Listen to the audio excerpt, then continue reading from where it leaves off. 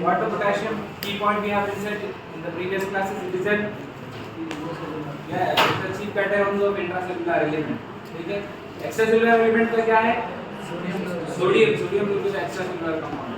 आप मेरे साथ अगर कुछ पॉइंट्स लिखे तो अच्छा रहेगा. आगे से बोलेंगे तो कैसा? जरा मुझे कहानी चाहिए मेरे भाई. क्वेश्चन सब तेरे नोट डाउन कर लिए ना?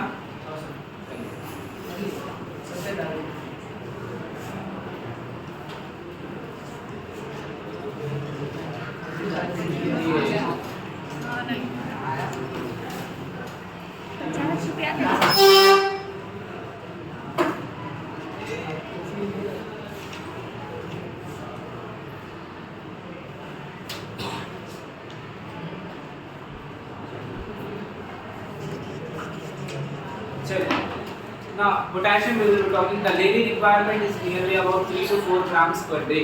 3 to 4 grams per day. The sources which are rich in the potassium is banana, orange, tender coconut water, chicken and liver in cases of the non-veg, etc.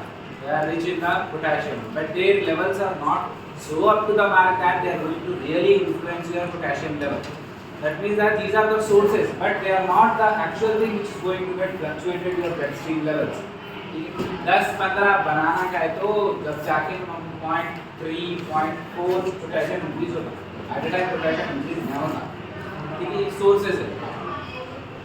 Now absorption, the GI tract 90% is absorbed, very little lost, but great loss during the diarrhea. As I will said to you that in cases of the diarrhea, only the water is going to get excreted out. Then your body lead to the dehydration as well as the elevation of the levels of the sodium and the potassium.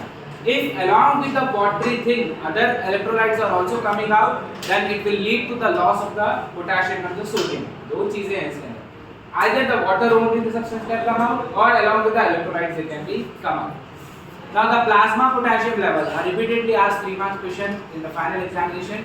3.4 to 5.0 milli equivalents per liter normal potassium levels. Now the term it has been written as hemolysis. What is the hemolysis? Lysis of the blood. You should always remember that potassiums are the chief cations which are present in the intracellular element. That means that potassiums are very rich in the intracellular compartment compared to the extracellular compartment. Plasma में potassium नहीं रहता, RBC के अंदर potassium रहता. ठीक है, inside the plasma the potassium level will not be in that greater amount, but inside the RBC the potassium levels will be high. ठीक है, have you understood what I am trying to say? Now what is going to get happen, you know, in cases of the hemolysis, now due to the hemolysis all your RBC will going to get rupture. Due to the rupturing of the RBC, due to the lysis of the RBC, the potassium which is present in the intracellular compartment will start rushing to the extracellular compartment, which will lead into the false elevation of potassium levels. So we can say that in cases of the hemolysis sample, the first thing you will able to see the rise of the potassium level. You should never test the potassium levels in the hemolysis sample. Why? Because it is an intracellular compartment. We are all the tests. You should remember one thing: we are concerned only about the extracellular compartment. We are not concerned about the intracellular compartment. But in cases of this hemolysis, what is happening? You know, the extracellular compartment which are having the normal level, but due to the hemolysis, intracellular compartment potassium it is rushing to the extracellular compartment.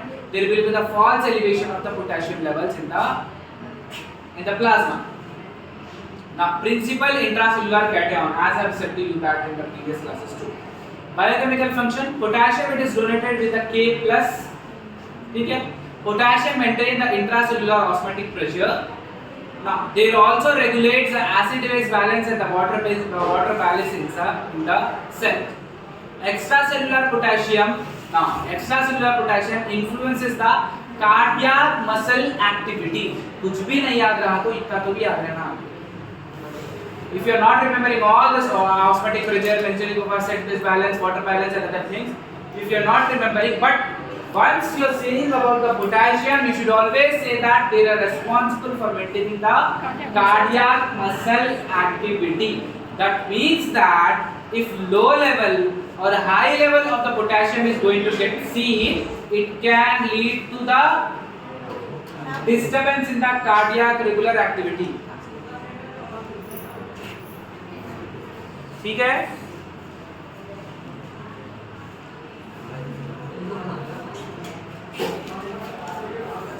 चलिए बात समझ में आई। Cardiac muscle activity जितनी भी हो रही ना, ये कौन मॉनिटर कर रहा? पोटेशियम लेवल्स मॉनिटर कर रहा। इसका मतलब ये है, in the simple meaning that if low level और high level of the potassium is going to get seen, it will lead to the disturbance in the cardiac muscle activity. Okay. Now disease state should be maintained in a narrow range. What do you know? What is the narrow range? 3.4 to 5.0 milliequivalents. It is a narrow range. Like in cases of the fasting blood sugar, random blood sugar, postprandial blood sugar also, it need to get maintained in the narrow range. Too much sugar is also dangerous. Too low sugar is also dangerous. In the same way, too much potassium is also dangerous. Too low potassium is also dangerous. That's why it has been written as should be maintained in the narrow range. Now, high or low level concentration of the potassium are dangerous and it can lead to the effect of the contractility of heart muscles. Why? Because they are responsible for maintaining the cardiac muscle activity. Okay? Now, hypokalemia. Now we are talking about the potassium. The potassium is denoted with a simple K. That's the reason here you are using the term hypokalemia. Hypokalemia, low levels of the potassium. Now these low level of the potassium, the symptoms are muscular weakness. कुछ भी नहीं आता. If you are not remembering all of the things, you should always remember that tachycardia. What do you mean by the tachycardia? Increase of the heart rate. Increase of the heart rate is known as tachycardia. Low level of the potassium lead to the tachycardia. ठीक है? Low levels potassium level aqua ike heart rate aqua ike. Have you said correct, Nandini?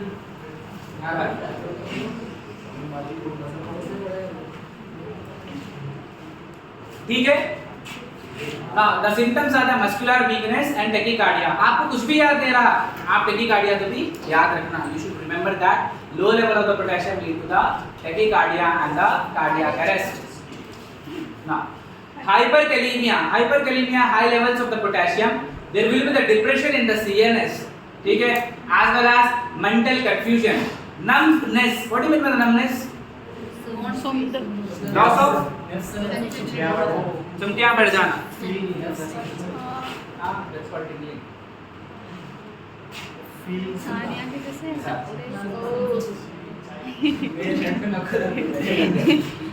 चलिए, numbness. अच्छा, इसके अंदर hyperkalemia. If you are not remembering all the parts, at least you should remember the bradycardia. Bradycardia, low levels of heart rate. Slow heart rate. High levels leading to the bradycardia. Low levels leading to the tachycardia. You should remember. अगर पूरा नहीं आता तो भी आप इतना कर देना. ठीक है? Simple meaning में potassium are the main channel which are responsible for maintaining your cardiac muscles activity. Cardiac muscle activity. Low levels अगर हो गए तो क्या हो जाएगा? Bradycardia. Your heartbeat will be going to get increase. ठीक है? High levels अगर हो गया तो it will lead to the tachycardia. Low heart rate. In both the cases the things are dangerous. With the reduced heart rate. Now coming to the next thing is a chlorine. Now the dietary requirements is 5 to 10 grams per day. The sources are the common salt.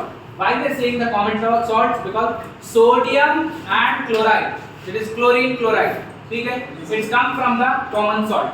Coming to the whole grain, leafy vegetable, eggs and the milk, very little amount we are going to get contributed.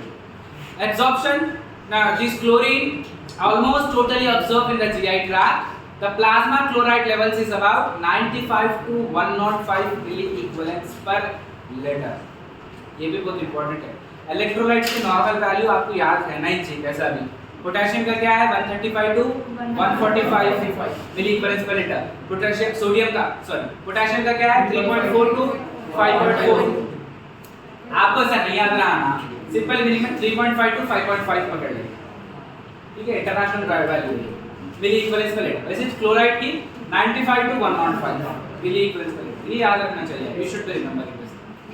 Now CSF contain higher level due to the low levels of the protein। यहाँ पे की point है, CSF में generally protein present नहीं रहता, so they also need energy।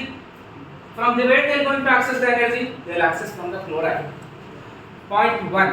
Point 2, if you have done the CSF analysis and in that CSF analysis you have found that high levels of the protein, generally यहाँ पे point क्या बोले, CSF में protein नहीं रहता, तो CSF will not going to have the protein in it, but the point is that you have done the analysis, then you have found that it was protein was high in the CSF, then no doubt you should say that they are suffering from the bacterial infection। That bacterial infection has crossed that blood-brain barriers and enter into your CSF, and it will lead into the channels to enter the protein and rushing into the CSF। अगर high level of the protein अगर देखा आप CSF में, तो no doubt you should be saying that it is suffering from the bacterial infection. Can you name some bacterial infection which will cause the meningitis? What the bacteria name? Meningococcus। Meningococcus Neisseria, ठीक है, Neisseria floweri। Okay, Neisseria floweri, ठीक है। Generally low levels रहता protein में, अगर high level lead to the bacterial infection, ये key point है। Now they are contained due to the chloride is higher to maintain the equilibrium, as the proteins are not there in order to provide the energy in the circulation, the chloride will be much higher in the CSF in order to provide the energy as well as maintain the equilibrium। Now biochemical function, chlorides involved in regulation of acid base balance, equilibrium, fluid balance। आप देखे होंगे जब कभी भी potassium अगर बाहर गया chloride in हो, in order to maintain the cell equilibrium, sodium जैसे सोडियम एंड H+ आयन जब कभी भी आपके बाहर गए ये चीजें नहीं होती, in order to maintain the equilibrium. आप रेस्पिरेटरी मैकेनिज्म अपन पढ़े ना, उसके अंदर अपन देखें chloride shift, it is a very important role in order to maintain the equilibrium of the cell, ठीक है।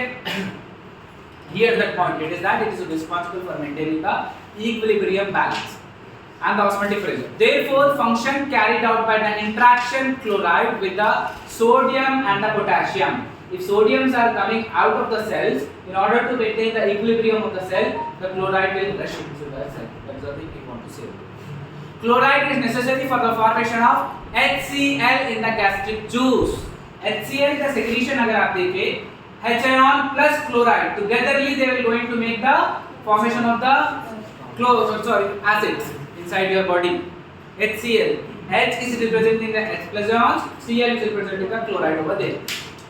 Now chloride shift involved in the active participation of chloride, and the enzyme salivary amylase is activated by the chloride। It's a very small point।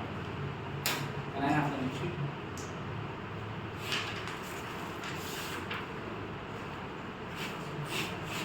Now this is a state hyperchloremia, hypochloremia, the low levels of the chloride in the serum will be called as a hypochloremia। Now low levels of the chloride in the serum can be due to the vomiting। यहाँ पे अगर vomiting हो रही बात हो रही बच्चों, vomiting in terms of the water is coming along with the electrolytes, थोड़े ऐसे different terminologies use हुए आप, ठीक है। vomitings, diarrhea, respiratory acidosis, respiratory alkalosis that can lead to the hypokalemia। Now hyperkalemia, high levels of the chloride may be due to the dehydration। अब यहाँ पे आप कंफ्यूज नहीं होइए, देखिए दो टर्म्स यूज हो रहे हैं वहाँ पे, डायरिया एंड डिहाइड्रेशन। अब आप पॉइंट रेज कर सकते हैं, सर डायरिया में भी तो डिहाइड्रेशन हो रहा ना, then why you are specifying that thing? How can both the condition can be happen in a one type of disease? No, here we are talking about the dehydration, that means that only the water molecules are getting lost and the fluid which is present, it is becoming concentrated, which will lead to the faulty elevation। Okay, Here, if you are talking about the diarrhea, in this case, along with the water, electrolytes are getting lost. If I am talking about the electrolytes, I must be talking about the sodium, potassium, and chloride. Diarrhoea में sodium potassium chloride water के साथ निकल के आ जा रहा है, जिसकी वजह से हाइपोकैलेमिया, कोलेरीमिया एंड हाइपोकैलेमिया आपको देखने को मिलता है. ठीक है ना. डिहाइड्रेशन में, इन केसेस ऑफ द डिहाइड्रेशन जरूरी नहीं है डायरिया की वजह से होना. डिहाइड्रेशन कैसा हो सकता है? बर्न केसेस में भी डिहाइड्रेशन होता है. In cases of the burn cases also, all your watery fluids are getting evaporated due to the exposure of burn.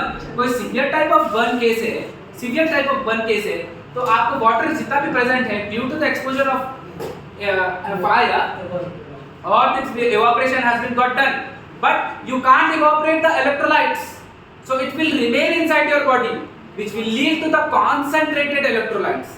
ठीक है. जब कभी भी डिहाइड्रेशन की बात होती है, there are multiple things are there which is related to the dehydration, as well as respiratory acidosis are also responsible for the hypercholelemia. I am simply with that man. Once you need to go through. Coming to the sulfur. ठीक है. Sulfur is also comes under the principal element. Now, dietary sources, no specific dietary source till not we didn't found that there is a specific type of source are there from where you can get the sulfur.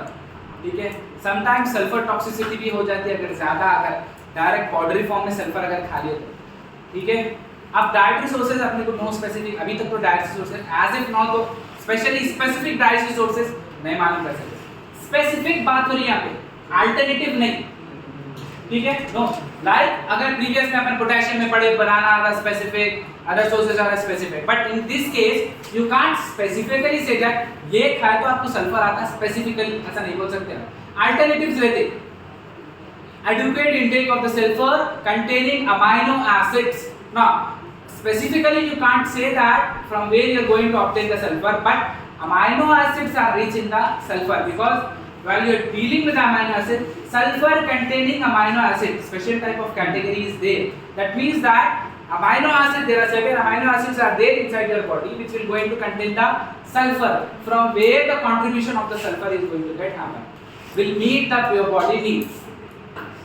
ठीक है.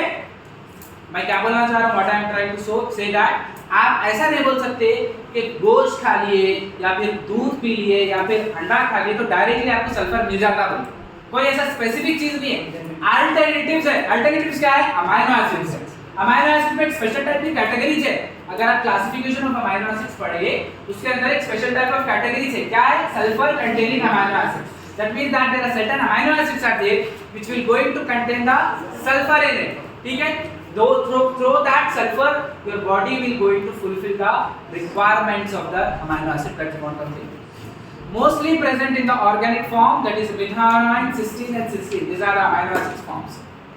And these three sulfur containing amino acids are present in the proteins. Now, what is the function?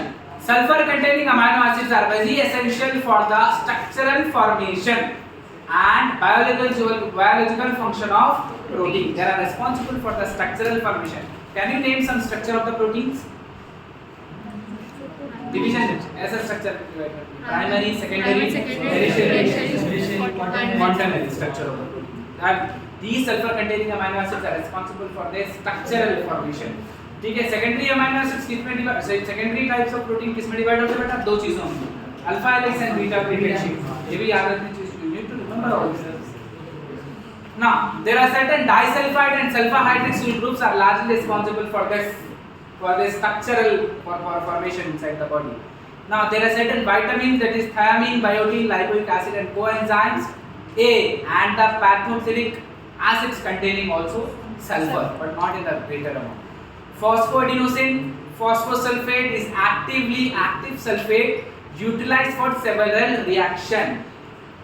Phosphoadenosine, phosphosulfate, they are responsible for having a several type of reaction. Right now they have not elaborated. In this case I have also not mentioned the what type of reaction specifically they are doing, but they are saying that they are actively sulfate. While they are utilizing, while they are undergoing any kind of reaction, they utilize the sulfate and they will undergo the reaction. ठीक है. That's all about the principal elements. From tomorrow we'll be talking about the trace elements.